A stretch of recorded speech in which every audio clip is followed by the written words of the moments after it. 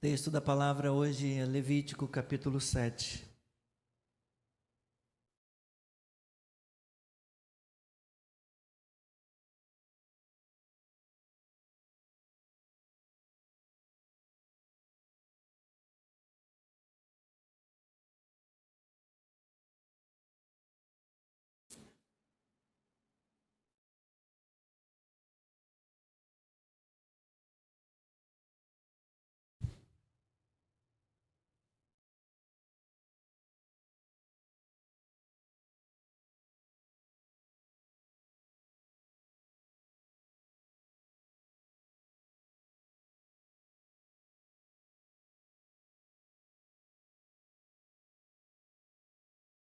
Nós vamos ler a parte final do capítulo 7, versículos 28 a 38.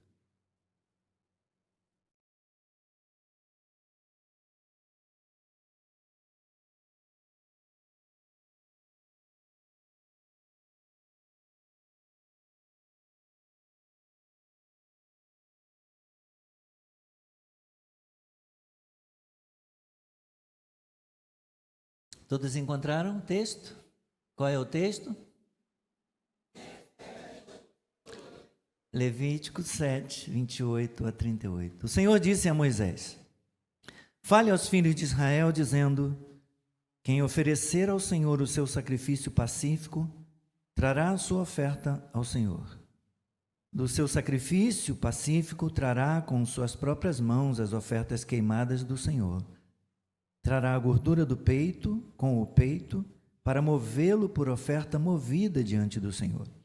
O sacerdote queimará a gordura sobre o altar, porém o peito será de Arão e de seus filhos.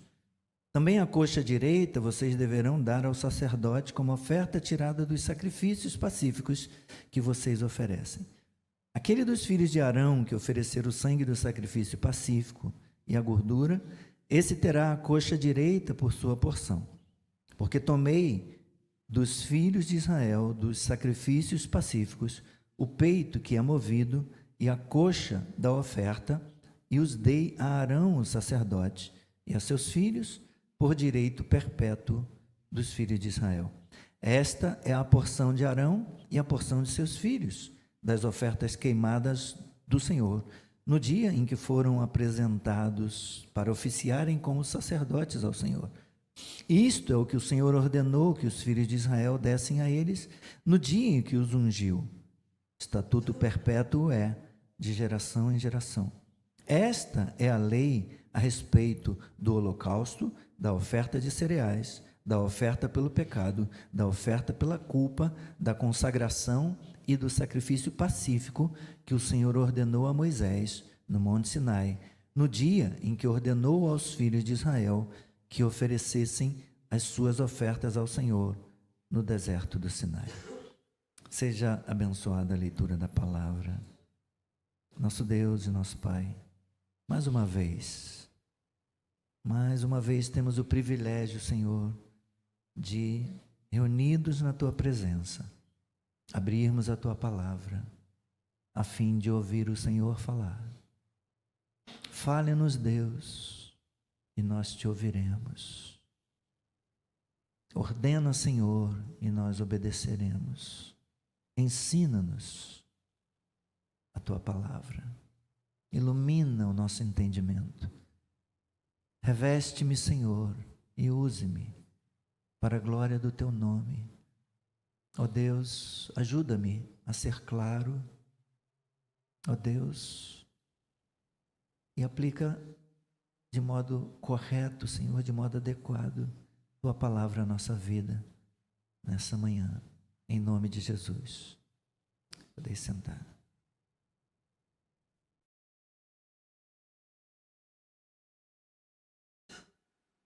Quero compartilhar uma história com você, e essa história que eu vou contar agora, eu a compartilhei no culto de oração na última segunda-feira. Então eu conto com a sua paciência. Se você esteve no culto de oração, você já ouviu essa história, e eu vou pedir que você tenha paciência um pouquinho. No final do mês de julho de 1941, Auschwitz, que era o nome dado para os campos de concentração e extermínio construídos no sul da Polônia, nessa época, estava funcionando a pleno vapor, literalmente a pleno vapor. Auschwitz funcionava como uma máquina de matar gente, bem organizada, e os nazistas se orgulhavam da eficiência dos campos de concentração e do campo de extermínio. O único problema era que um certo prisioneiro que trabalhava no campo de concentração sempre buscava uma forma de escapar de lá. Quando fugitivos eram pegos, como normalmente acontecia, eles eram enforcados com nós especiais que tiravam a vida das pessoas lentamente. Isso funcionava como um aviso grave aos demais prisioneiros que se sentissem tentados a buscar fugir de lá. Em uma noite de julho daquele ano, quando os sapos e os insetos nos charcos que rodeavam o campo começaram o seu canto noturno, o ar repentinamente se encheu com os latidos dos cães, as exclamações dos soldados e o ruído das motocicletas. Um homem havia fugido do barracão 14. Na manhã seguinte, pairava uma tensão peculiar quando uma coisa como essas acontecia, enquanto os prisioneiros, magros como esqueletos, se alinhavam para a chamada matinal na Praça Central, com os olhos fixos nas forças de segurança diante de si. Mas ali, naquela manhã, não havia nenhum condenado com as mãos amarradas às costas e com o rosto sangrando devido à violência dos soldados e às mordidas dos cães. Isso significava que o prisioneiro havia escapado de Auschwitz. E significava também a morte para alguns dos que tinham ficado. Em pouco tempo havia 10 homens listados na lista de morte. Os escolhidos gemiam, transpiravam de medo, tremiam. Minha pobre esposa, gritava um homem. Meus pobres filhos,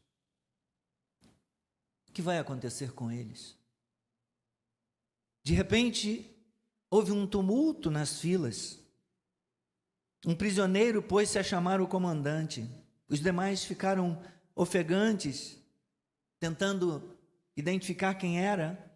Era o querido Kolbe, o pastor que compartilhava, que repartia o seu último pedaço de pão, que confortava aqueles que morriam, que dedicava um tempo para as suas confissões, para nutrir as suas almas e trazer-lhes ao menos uma gota de esperança. O frágil pastor falou suavemente ao carrasco nazista: eu gostaria de morrer no lugar de um dos homens que vocês condenaram. Por quê? Retrucou rispidamente o comandante. Sou um homem velho, Senhor, e não sirvo para nada. Minha vida não tem propósito. Então, Kolbe teve a resposta que ele esperava.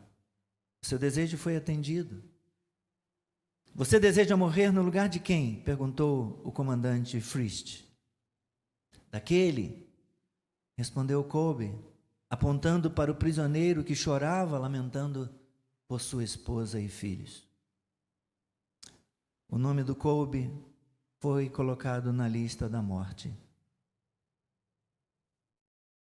Kolbe não buscava gratidão.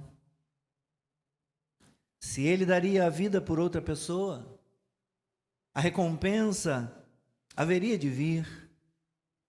A recompensa por seu ato estaria no puro ato de obediência em si. A alegria deve estar na submissão da própria vontade à vontade daquele que é maior. Os 10 homens foram colocados numa cela escura e sem janelas num porão. Com o passar das horas e dos dias, no entanto, o campo percebeu que alguma coisa extraordinária acontecia na cela da morte. Do lado de fora ouviam-se sons de cânticos que vinham daquele lugar. Agora, os prisioneiros tinham um pastor e um adorador que gentilmente os guiava pela sombra do vale da morte, apresentando-os um a um ao pastor e bispo de suas almas.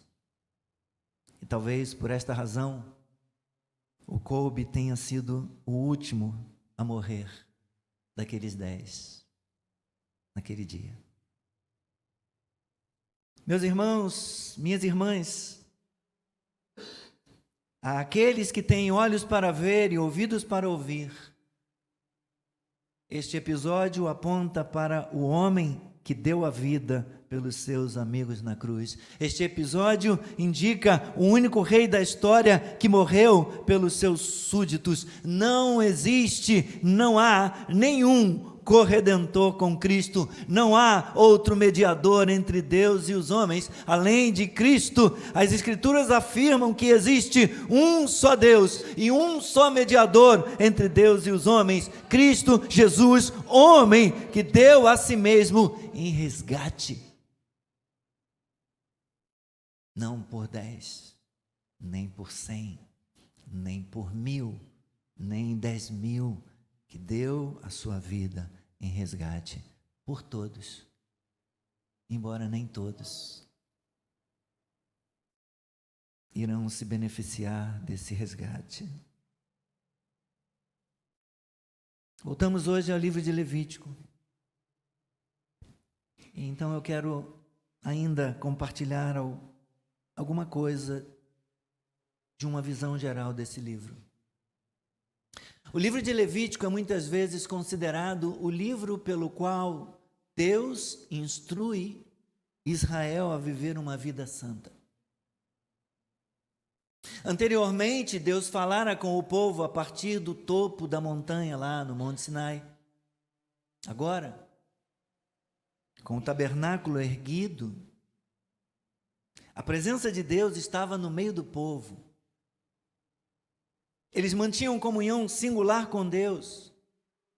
E era o caminhar de Deus com o seu povo, o caminhar de Deus com Israel, que distinguia a nação das demais nações, que distinguia Israel dos outros povos. Mas como viver tão próximo do Deus que não é apenas santo, do Deus que é santo, santo, santo. Só há uma maneira de alguém viver, de alguém se relacionar, de alguém permanecer vivo na presença desse Deus que é santo, santo, santo. E qual é essa maneira? Somente pela purificação contínua e pelo compromisso com o estilo de vida santo, como já falamos aqui em encontros anteriores. Levítico, capítulo 11, versículos 44 e 45, registra.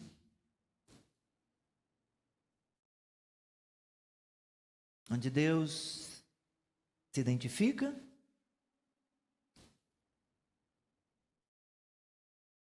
e exige algo deles. Eu sou o Senhor, o Deus de vocês. Portanto, consagrem-se e sejam santos, porque eu sou santo. E não se contaminem por nenhuma dessas criaturas que rastejam sobre o chão, entre todas as criaturas que se movem sobre a terra. Eu sou o Senhor, que os tirei da terra do Egito, para que eu seja o Deus de vocês. Portanto, sejam santos, porque eu sou santo. Esta é a única maneira de alguém permanecer na presença de Deus, de alguém caminhar com Deus, uma vez que é a presença de Deus com o seu povo na caminhada, que estabelece que o seu povo é diferente. Diferente em quê das outras nações? É um povo separado? É um povo santo? Na semana passada, nós falamos sobre o sacrifício pacífico, a partir de Levítico capítulo 3. E uma palavra que mencionei, a palavra selem, é a palavra do Antigo Testamento para comunhão, usada muitas vezes para se referir ao sacrifício pacífico, também chamado de oferta de paz, oferta de gratidão ou oferta de bem-estar. Essa oferta voluntária simboliza a paz e a harmonia em nosso relacionamento com Deus e com o próximo. E vimos como esse sacrifício pacífico aponta para o sacrifício de Cristo, que nos trouxe justificação e paz com Deus. E naquela manhã nós citamos Romanos 5. Justificados, pois, mediante a fé, temos paz com Deus, por meio de nosso Senhor e Salvador, Jesus Cristo. Então, afirmamos que Cristo é o sacrifício pacífico. E vimos Paulo mencionando Efésios capítulo 2, versículos 14 a 16, onde ele diz: Ele é a nossa paz. E ele derrubou uma parede de inimizade e uniu os povos, aproximando tanto de Deus quanto aproximando o povo e juntando num só. Hoje eu quero falar com vocês sobre os sacrifícios e as ofertas em Levítico. E a respeito desses tópicos eu gostaria de compartilhar algumas observações. Em primeiro lugar, sob a lei, o sacrifício era o único meio satisfatório pelo qual os israelitas podiam permanecer em comunhão com o Senhor.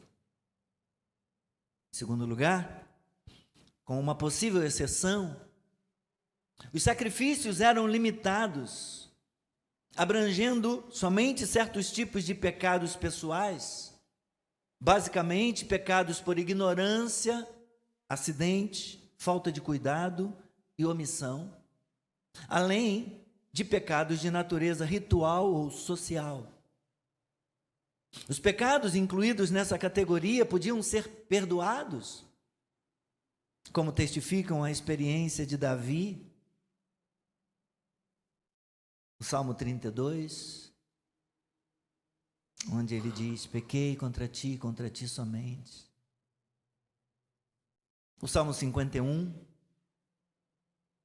Então, os pecados, esses tipos de pecados mencionados, incluídos aqui nessas categorias que acabei de falar, por ignorância, acidente, falta de cuidado, omissão, pecados rituais ou sociais, eles podiam ser perdoados com base na resposta graciosa à fé e ao arrependimento. Mas o sistema sacrificial não era em si mesmo forma de salvação. Mesmo assim, o sacrifício no Antigo Testamento está sempre associado com o perdão e a comunhão com Deus. Os primeiros 7 capítulos de Levítico, eles constituem a coleção do ritual dos sacrifícios. E nesse manual de culto, encontramos instruções para leigos. Volte rapidamente a página aí até o capítulo 1 de Levítico.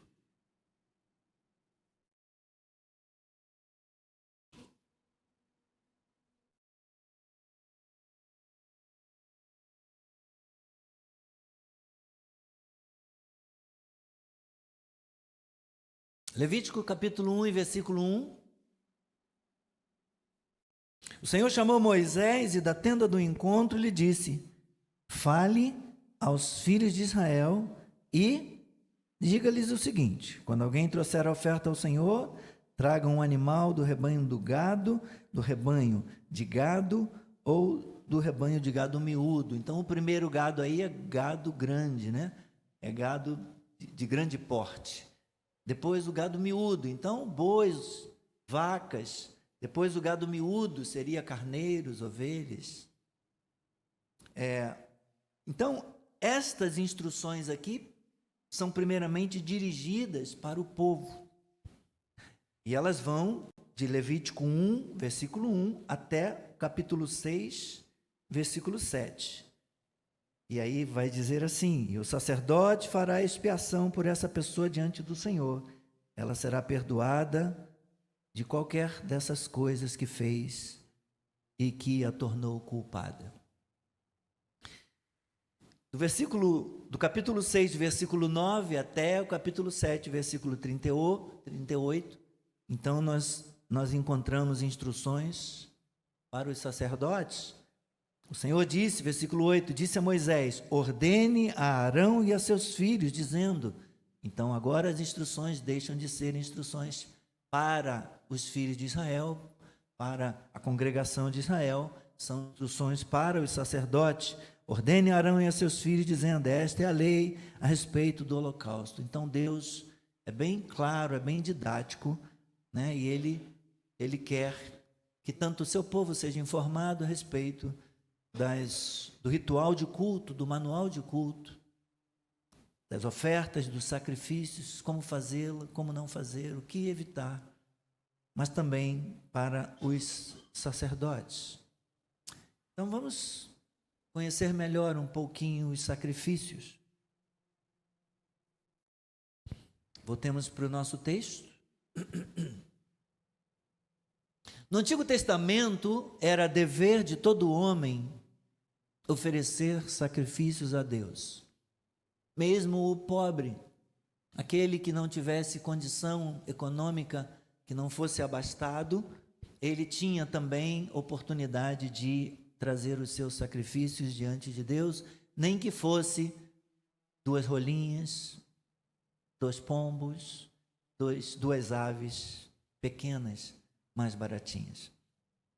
Esses regulamentos descritos em Levítico 7, eles dizem respeito mais às pessoas individualmente do que ao povo coletivamente.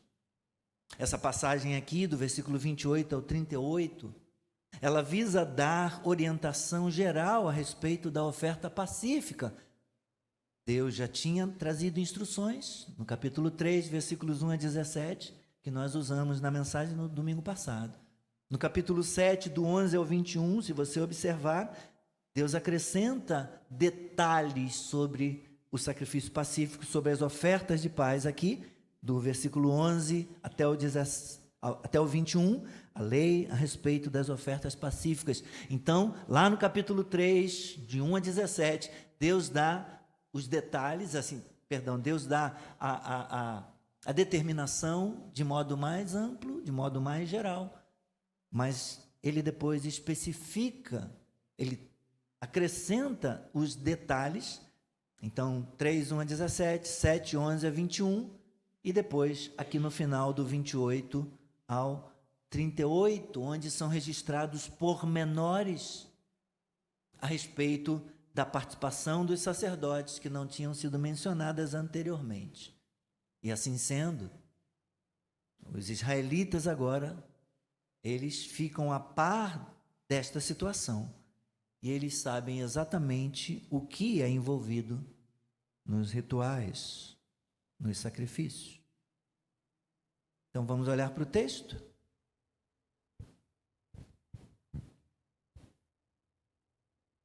Quem oferecer ao Senhor, qualquer pessoa, quem oferecer ao Senhor o seu sacrifício pacífico, trará a sua oferta ao Senhor.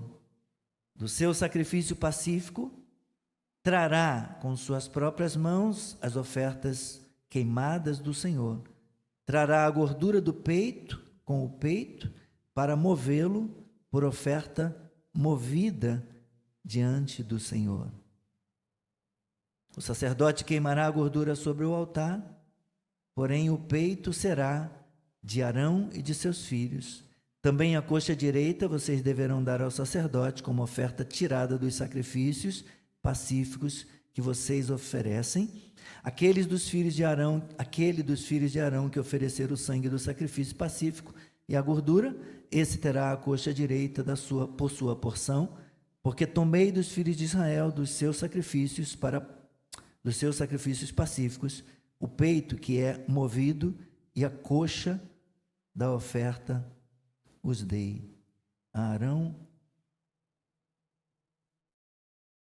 Acho que eu pulei alguma coisa. Porque tomei dos filhos de Israel dos seus sacrifícios pacíficos, o peito que é movido e a coxa da oferta, e os dei a Arão, o sacerdote, e a seus filhos, por direito perpétuo dos filhos de Israel. Seguindo os procedimentos normais, a gordura é atribuída a Deus. A gordura pertence ao Senhor. E quando um peito contivesse tecidos gordurosos, quando esse peito é oferecido, ele era colocado no altar, ele era movido para frente, né? Nesse sentido do altar, ele é movido assim para frente e para trás, num gesto de dedicação, né? Está sendo dedicado para Deus. E diz a palavra que a gordura, esse peito é colocado no altar, no fogo, a gordura então ela é consumida no altar e em seguida o peito era dado aos sacerdotes como a porção deles. No próprio texto aí acrescenta ainda algo mais, que uma parte sem assar das ofertas de cereais, no versículo 37, ela era separada para o sacerdote e fazia parte do sustento. Esta é a lei a respeito do holocausto, da oferta de cereais, né, que era uma espécie de mix de cereais, e aquilo ali era oferta sem sangue. Isso tem um nome, e eu vou falar daqui a pouquinho do nome desse sacrifício, do nome desta oferta, mas uma parte da oferta de cereais era separado e fazia parte do sustento dos sacerdotes. Os regulamentos, meus irmãos, garantiam assim a integridade e a continuidade do fornecimento do sustento para os sacerdotes, desde o tempo em que o sacerdócio arônico foi constituído e ordenado.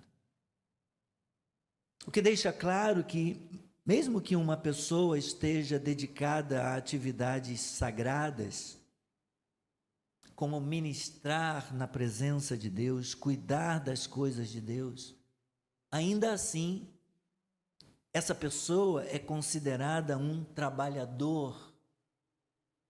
E no dizer do próprio Senhor Jesus Cristo, o trabalhador é digno do seu salário. Lucas, capítulo 10, versículo 7, registra as palavras do Senhor Jesus para nós. Embora no Novo Testamento pastores nunca sejam chamados de sacerdotes, mas vale o princípio de que aqueles cuja ocupação básica é servir na casa de Deus e é servir ao seu povo, ao povo de Deus, eles devem receber cuidado e devem receber o sustento pelo trabalho que fazem. E não foi apenas um ensino de Jesus, como já mencionei, mas Paulo também trata disso em 1 Coríntios, no capítulo 9, onde ele diz que não amordace a boca ao boi enquanto debulha. Aquele que semeia, ele deve ter direito em comer da colheita. E se nós, Paulo se inclui, somos sacerdotes e ministramos e semeamos na vida de vocês, nós temos direito, nós devemos ter direito de receber também pelo trabalho que fazemos. A pregação não é sobre salário de pastor, mas está aqui no texto e a gente não pode pular, a gente precisa falar. Mas fala de holocausto aqui no texto em algum lugar? Sim ou não? Aonde? Qual versículo? No 37. Versículo 37 fala do holocausto, fala sobre a regra, fala sobre a lei. Estas são instruções, está finalizando aqui a parte das instruções para o povo e para os sacerdotes a respeito dos sacrifícios e das ofertas. Esta é a lei a respeito do holocausto. O que era o holocausto? O holocausto era o sacrifício em que se queimava a vítima sobre o altar, e daí subia ao céu uma fumaça com aroma bom, com aroma suave e agradável a Deus, que era um sinal visível de aceitação do sacrifício. Nós temos, por exemplo, em Gênesis 4, um gesto de gratidão e súplica na oferta de Abel, a primeira oferta de sangue apresentada diante de Deus. Gênesis 4 fala da oferta de sangue feita por Abel. Oblação, essa palavra não aparece no texto, mas esse é o nome dado. É uma palavra que vem da cultura agrária. A oblação era o sacrifício sem sangue, não é a ablação. A ablação é uma palavra da ciência, né, da medicina, é um procedimento cirúrgico que é feito. Normalmente, se eu estiver errado, me corrija, por favor, doutora, mas tem a ver com quando fazem um procedimento no coração, pessoas que têm um entupimento e tal, um problema no coração, precisa fazer uma ablação. A palavra aqui é oblação, sacrifício sem sangue, uma oferta de manjares ou cereais torrados, como a gente vê aqui no versículo 37. Esta é a lei a respeito de várias coisas, do holocausto, da oferta de cereais, da oferta pelo pecado, da oferta pela culpa, da consagração e do sacrifício pacífico. A oblação, esta oferta de cereais, era uma mistura de farinha de trigo, azeite, incenso e sal. Essa oferta podia ser frita ou assada. Ela era dedicada como memorial ao Senhor. Era uma oferta sem sangue. O sangue, aparece sangue aqui? No texto? Sim ou não? Não? Sim? Aonde? 33? Aquele dos filhos de Arão que ofereceram o sangue do sacrifício. O sangue é importante em Levítico, o sangue é importante em toda a narrativa bíblica.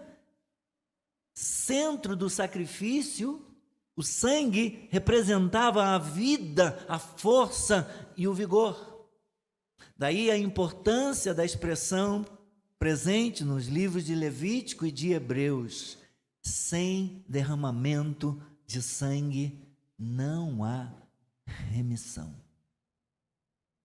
Sem derramamento de sangue não há remissão. Hebreus capítulo 9 trata disso, versículo 22, e Levítico capítulo 17 e versículo 11 fala também a respeito do sangue. Mas vamos seguir por causa do horário. O texto detalha, portanto, meus irmãos, a forma de se apresentar os sacrifícios pacíficos. O fiel, o adorador, era obrigado a prestar atenção, era obrigado a estar atento para cada uma das exigências, desde a escolha do animal ou do fruto da terra, o lugar, a forma de sacrificar, a posição, o vestuário. Essa coisa, né, da oferta movida, né? Só que na direção do altar. Então, a oferta era colocada sobre a mão do adorador, do ofertante. O sacerdote vinha e colocava a mão por debaixo da mão do ofertante e ele movia a oferta, ou movia o sacrifício na direção do altar do Senhor. Nesse movimento, para frente e para trás. Um certo rabino, não está no texto, mas um certo Rabino Mor, comentando a lei, comentando esse texto de Levítico, ele acrescenta que essa coisa era feita, o sacerdote colocava a mão por baixo da mão do ofertante, tendo a oferta sobre a mão do ofertante, e ele fazia o seguinte movimento: para frente, para trás, para cima e para baixo. Para frente, para trás, para cima e para baixo. A Bíblia não diz isso. Ele lê o original. Mas se de fato é isso, se era assim, nós temos nesse movimento um sinal da cruz. É isso? Para frente, para trás, para cima, para baixo. Mas fica só como curiosidade, porque não está aqui, não está escrito no texto. Mas a gente não precisa criar coisas para conectar Levítico com a cruz. Concorda?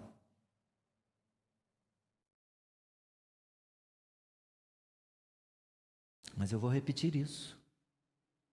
O adorador, o fiel, era obrigado a atentar para cada uma das exigências, desde a escolha do animal ou do fruto da terra, o lugar, a forma de sacrificar, a posição, o vestuário, enfim, tudo devia ser observado pelo adorador.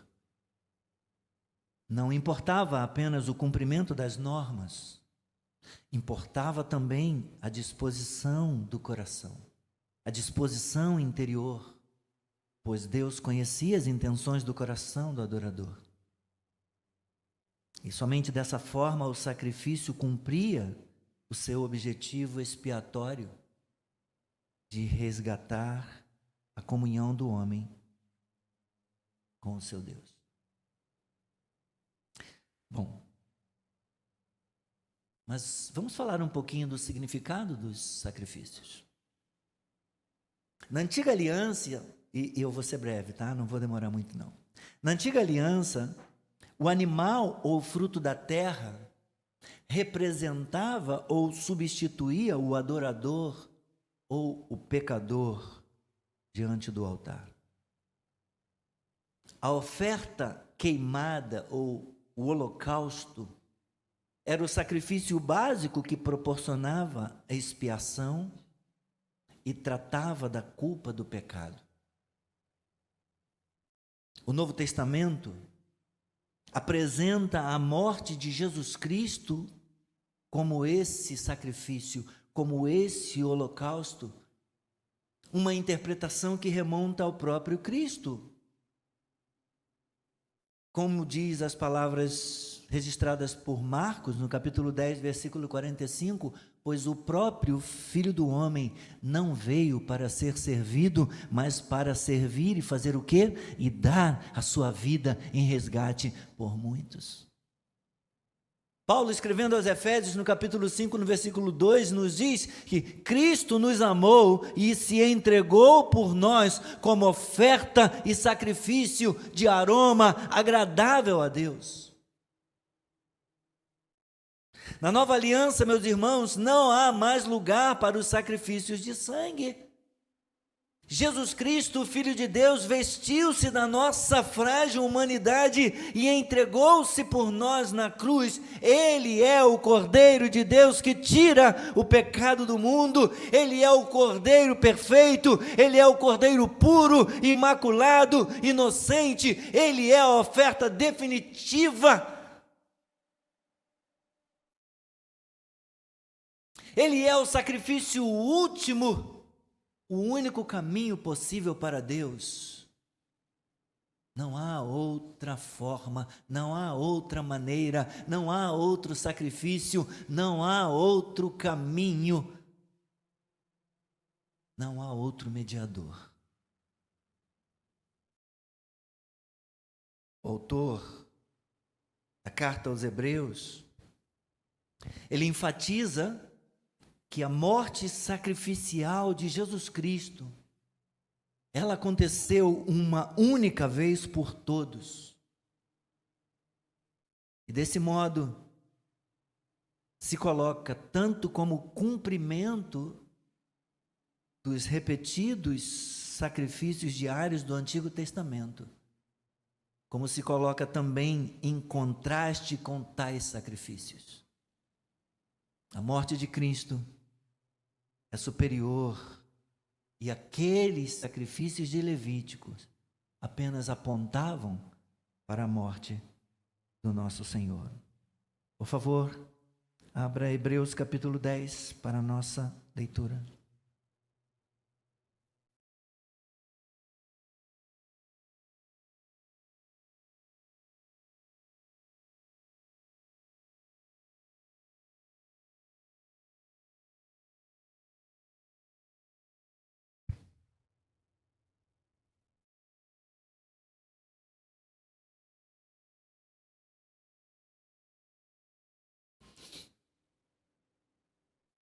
Hebreus 10, a partir do versículo 1, vamos ler até o versículo 18.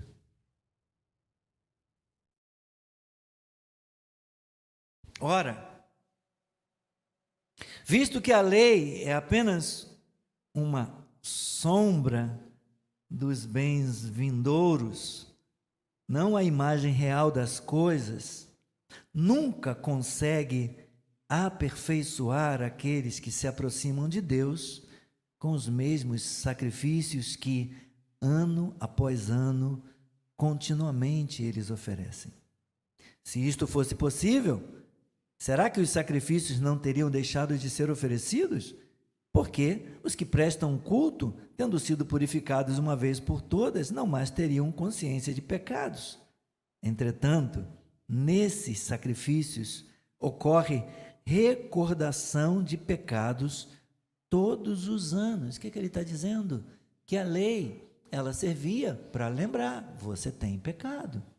Todo ano, volta lá e apresenta as ofertas, apresenta os sacrifícios. Não se esqueça, você é um pecador diante de Deus. Aí o que ele diz? Vou ler o 3 de novo para a gente pegar o fio. Entretanto, nesses sacrifícios do Antigo Testamento, levíticos, ocorre recordação de pecados todos os anos. Por quê? Porque é impossível que o sangue de touros e de bodes remova pecados. Por isso, ao entrar no mundo, Cristo disse: sacrifício e oferta não quiseste, mas preparaste um corpo para mim. Não te agradaste de holocaustos e ofertas pelo pecado. Então eu disse: eis aqui estou. No rolo do livro está escrito a meu respeito: eu estou aqui para fazer, ó Deus, a tua vontade. Tu me deste um corpo e eu coloco o meu corpo disponível para o Senhor usar, para o Senhor fazer a tua vontade na minha vida, disse o Filho de Deus. Depois de dizer como acima, sacrifícios, ofertas, holocaustos e ofertas pelo pecado não quiseste, nem deles te agradaste, coisas que se oferecem segundo a lei, num segundo momento ele acrescentou: eis aqui estou para fazer, ó Deus, a tua vontade. Ele remove o primeiro para estabelecer o segundo. Nessa vontade é que temos sido santificados mediante a oferta de quê? A oferta do corpo de Jesus Cristo, uma vez por todas. Ora, todo sacerdote se apresenta dia após dia para exercer o serviço sagrado e oferecer muitas vezes os mesmos sacrifícios, que nunca jamais podem remover pecados. Jesus, porém, tendo oferecido para sempre um único sacrifício pelos pecados, assentou-se à direita de Deus, aguardando daí em diante até que os seus inimigos sejam postos por estrados dos seus pés, porque com uma única oferta aperfeiçoou para sempre os que estão sendo santificados, e disto nos dá testemunho também o Espírito Santo, porque após ter dito: esta é a aliança que farei com eles depois daqueles dias, diz o Senhor, e imprimirei as minhas leis no coração deles e as inscreverei sobre a sua mente. Ele acrescenta também dos seus pecados e das suas iniquidades jamais me lembrarei. Aleluia! Ora, onde há remissão de pecados, não existe mais necessidade de sacrifício pelo pecado. Jesus Cristo ofereceu a Deus um sacrifício único, suficiente para todo sempre. Aleluia!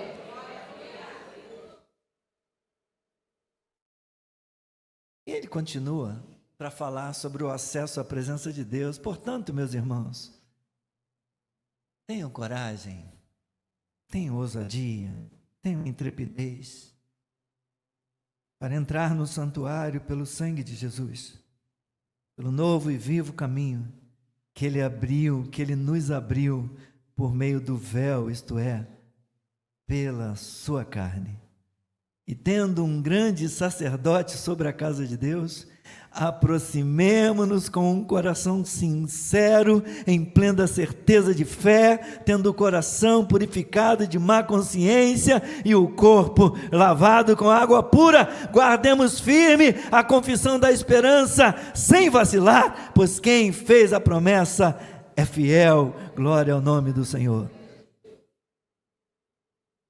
E eu concluo, meus irmãos, dizendo: por causa de Cristo, por causa de sua obra na cruz, crentes em Jesus Cristo não possuem nenhuma necessidade de oferecer qualquer sacrifício relacionado com expiação, posto que na cruz Jesus ofereceu o sacrifício final, o sacrifício definitivo de si mesmo. Os sacrifícios levíticos, com toda certeza, deixam lições.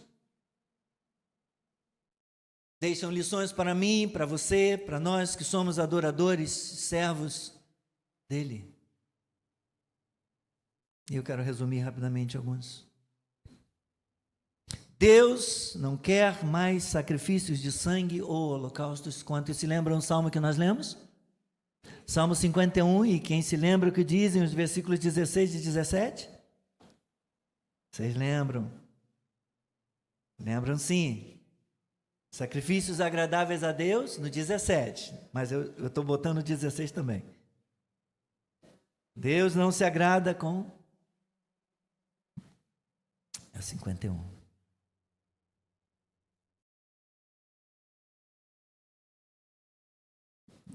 Pois não te agradas de sacrifícios de sangue. Do contrário, eu te os daria, eu te os ofereceria, diz Davi. E não tens prazer mais em holocaustos, exceto, e aí ele continua no versículo 17, sacrifício agradável a Deus é um espírito quebrantado, um coração compungido e contrito, o qual Deus não despreza. Então Deus não quer mais sacrifícios de sangue. O melhor deve ser separado para Deus. Deus exigia animal sem defeito como oferta, como sacrifício para Ele. O melhor fruto, todo cuidado possível quanto ao ritual, toda atenção nos detalhes do ritual. E essa lição, ela ultrapassa gerações, meus irmãos. Porque mesmo gozando da bênção, desfrutando da bênção da redenção em Cristo, Nós não estamos isentos de separar o melhor que somos e que temos para o Senhor.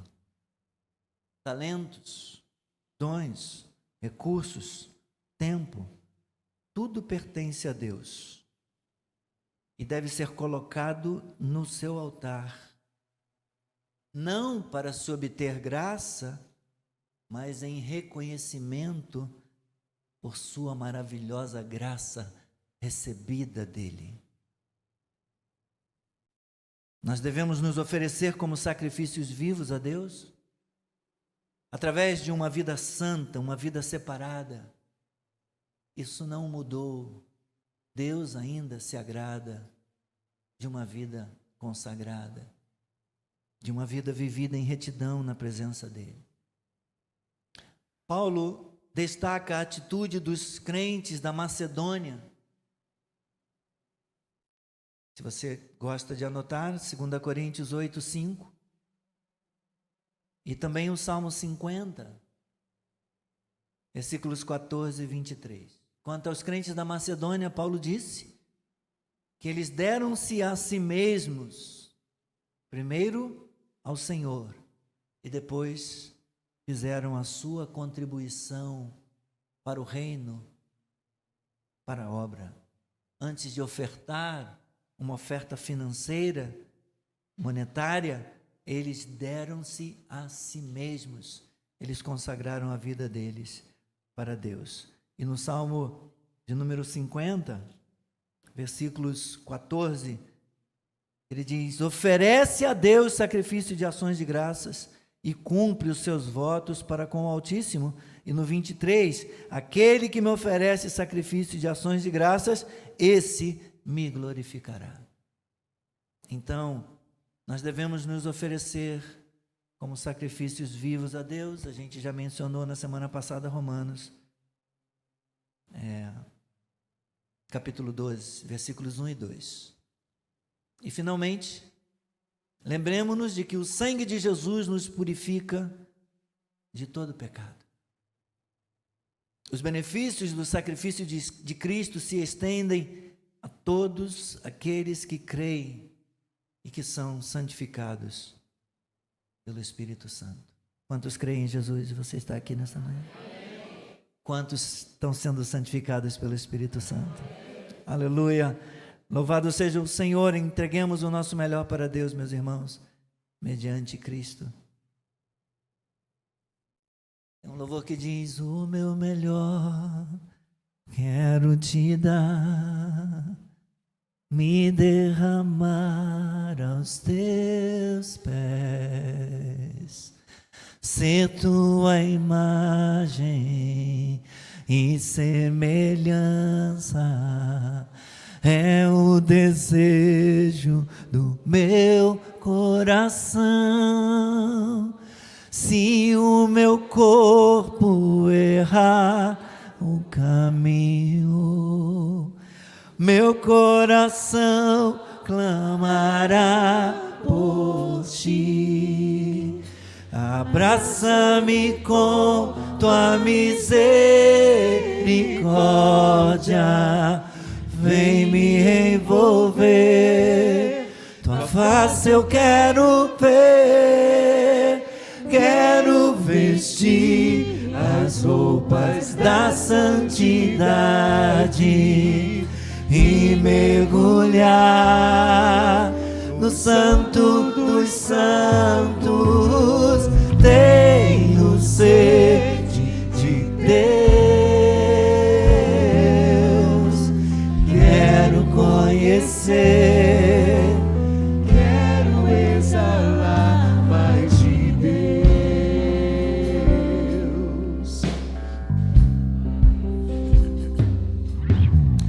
O meu melhor quero te dar, me derramar aos teus pés. Deus ainda quer o melhor de mim e de você. Ser tua imagem e semelhança, separado, santo, é o desejo do meu coração.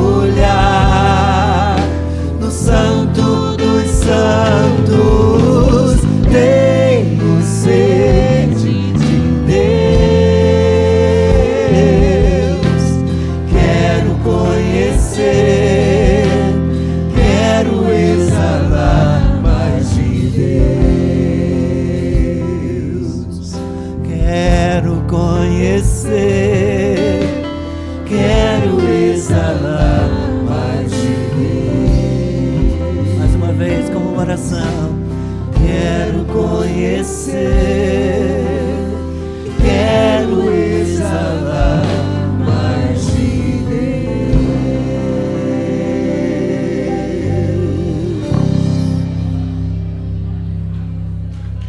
Se você não o conhece, busque conhecê-lo.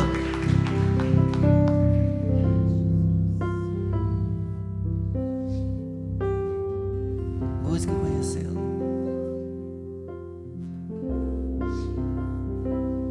Conheçamos e prossigamos em conhecer o Senhor. Oséias 6:6. Como alvo, a sua vinda é certa.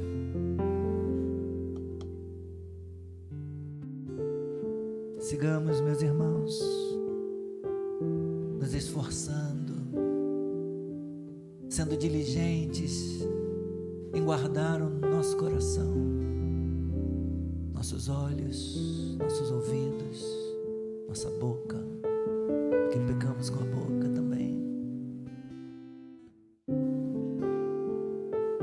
Guardar os nossos pés, a fim de sermos para a glória de Deus, a fim de vivermos para a glória de Deus, andando na sua presença, vivendo uma vida separada para Ele.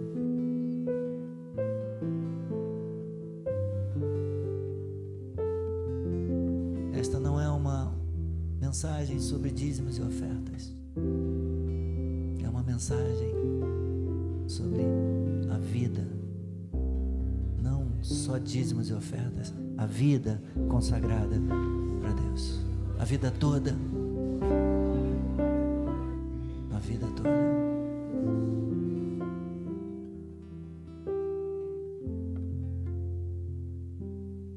Que o Senhor nos abençoe.